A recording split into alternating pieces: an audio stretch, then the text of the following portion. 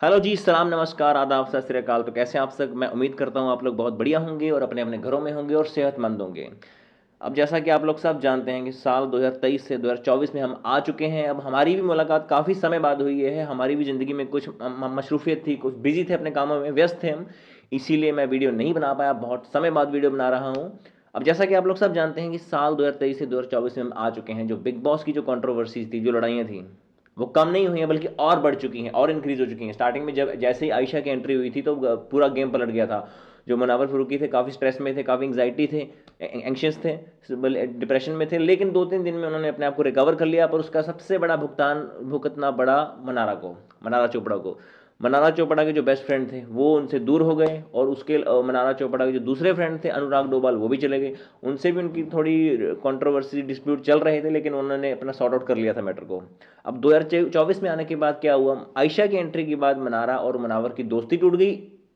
उसके बाद आयशा और मुनावर का जो डिस्प्यूट चल रहा था बिग बॉस के घर के बाहर, पहले तो वो उनका झगड़ा हुआ, फिर उनकी पैचअप हो गया, फिर सॉर्ट आउट कर लिया, फिर से उनकी लड़ाई होगी, उनकी आपस में भी नहीं बनती है।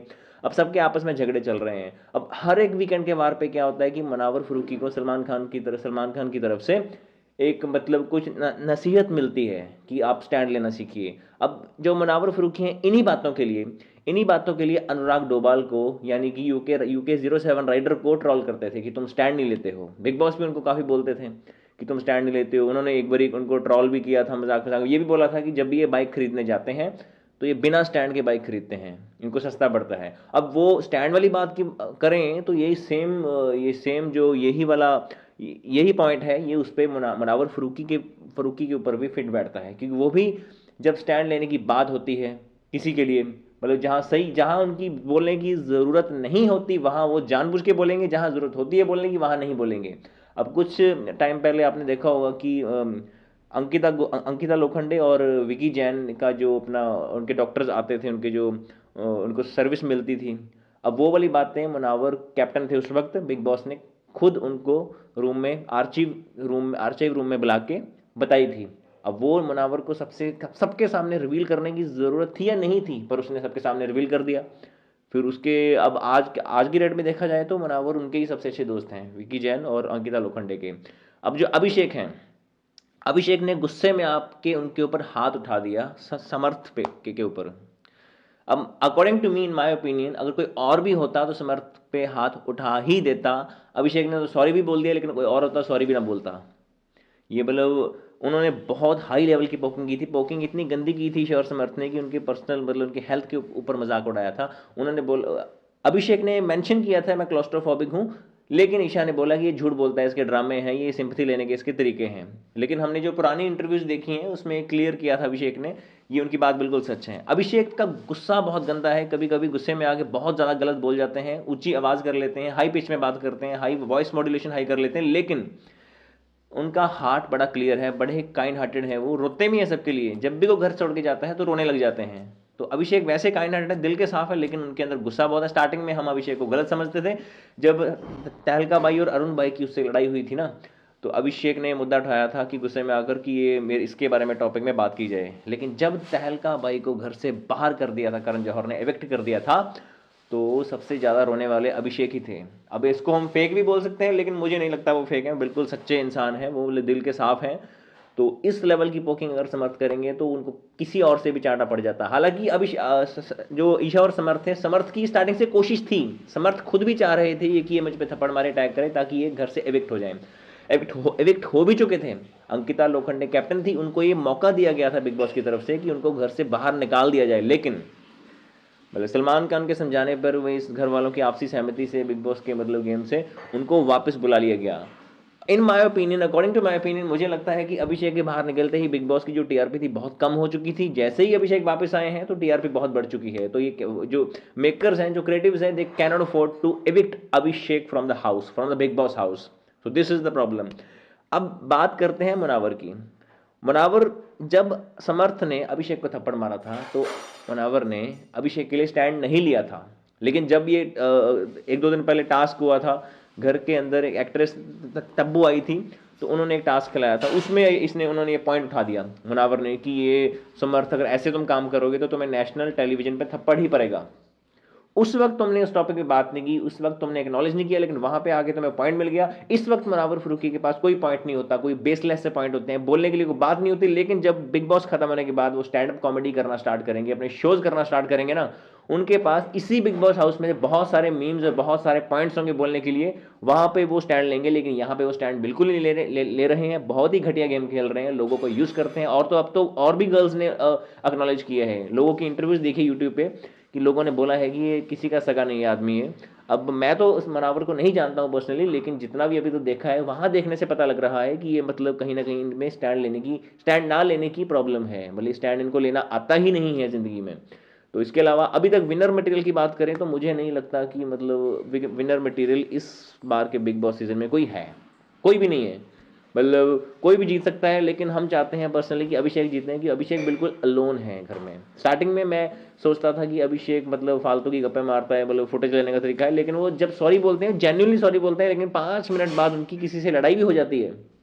अगर वो सॉरी बोलते हैं तो उसी वक्त लड़ा, उनकी सबसे एक एक बार लड़ाई हो चुकी है, फाइट हो चुकी है। कोई भी ऐसा बिग बॉस का सदस्य नहीं है जिसकी अभिषेक से फाइट ना हुई हो। लेकिन जब भी कोई इंसान घर छोड़कर जाता है तो जेन्युइनली उसके लिए फील करते हैं, रोते भी हैं उसके लिए। खानजादी को बहुत बुरा भला बोला था उन्होंने, खानजादी भी बीमार थी, हालांकि जब खानजादी की प्रॉब्लम थी उसको भी लोगों ने ऐसे ही किया था, मतलब उसको भी बहुत ट्रोल किया था, उसकी भी एक मेंटल हेल्थ इशू था, उसको भी लोगों ने मजाक उड़ाया था, इसका भी लोगों ने मजाक उड़ाया। अभिषेक की ये प्रॉब्लम है, रोने बैठ जाते हैं, बड़े मतलब इमोशनल से हो जाते हैं, तो इसकी ये सिंपैथी ले तो लेते हैं।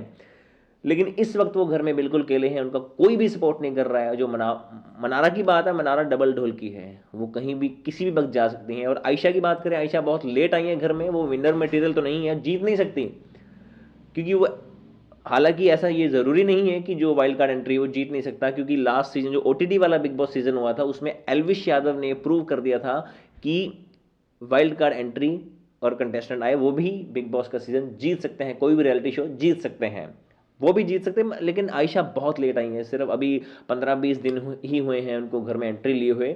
जो समर्थ हैं वो समर्थ 15 दिन बाद आ गए थे बिग बॉस स्टार्ट होने के, दिवाली से पहले आ चुके थे, उनकी एंट्री हो चुकी थी, उनका सफ़र काफ़ी लंबा हो चुका है।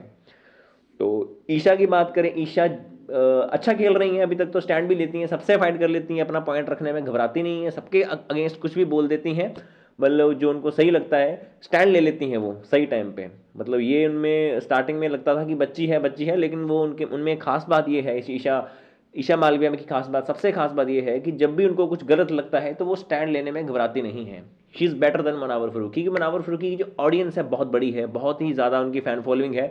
इससे पहले कि एक और रियलिटी शो लॉकअप जीत के आ चुके हैं, तो उनको कहीं ना कहीं पता है कि मेरी ऑडियंस मुझे बचा लेगी। अब सेम केस था अनुराग डोभाल में भी घमंड था कि मेरी ऑडियंस बहुत मेरी बड़ी है, उनकी तो मनावर से भी ज़्यादा ऑडियंस थी, मतलब उनके यूट्यूब चैनल की। लेकिन जो मुनावर हैं, मुनावर थोड़े चालाक हैं। जो यूके 07 राइडर थे इतने चालाक नहीं थे, वो बोल देते थे, लेकिन मुनावर खुद से मुंह से नहीं बोलेगा कभी, लेकिन उसके मन में कहीं ना कहीं ये बात है कि मेरी ऑडियंस मुझे बचा लेगी। और मुनावर की सबसे खास बात ये है कि वो आपको शब्दों में घुमा लेंगे, बातों बातों में घुमा लेंगे, शब्दों का हेर फेर करके तुम्हें इतना मैनिपुलेट कर देंगे कि तुम्हें समझ नहीं आएगा सामने वाला क्या बोले।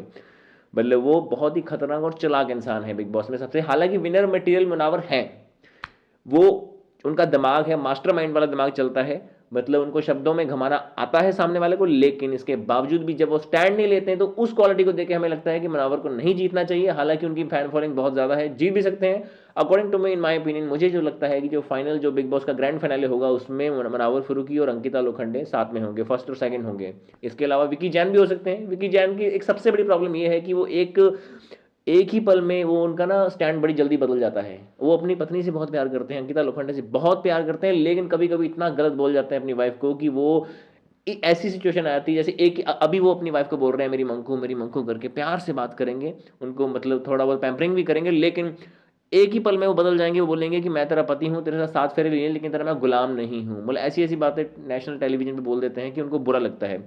और जो अंकिता लोखंडे हैं वो इमोशनली अटैच्ड है उनके साथ। मतलब अब मुझे नहीं पता कौन सही है कौन गलत है, लेकिन कभी कभी इनको कुछ बातों में हो सकता है ये टीआरपी के लिए कर रहे हो, टीवी के लिए कर रहे हो सकता है ड्रामा कर रहे हैं। इनकी जो फाइट होती है क्योंकि एक ही बहुत जल्दी इनका ये रोना धोना हो जाता है, वो मनाने जाता है उसको, पहले अंकिता लोखंडे रूठ जाती हैं, फिर विक्की जैन मनाने जाते हैं, कभी कभी विक्की जैन रूठ जाते हैं, फिर अंकिता उनको मनाने जाती है, तो ये चलता रहता है इनके बीच में। तो सेम केस ये समर्थ वाला है। समर्थ स्टार्टिंग में लगता था कि बहुत मतलब चलाक है, लेकिन अभी अच्छा खेल रहे हैं, एंटरटेनिंग है, डांस भी अच्छा करते हैं, हंसा भी देते हैं, सॉरी।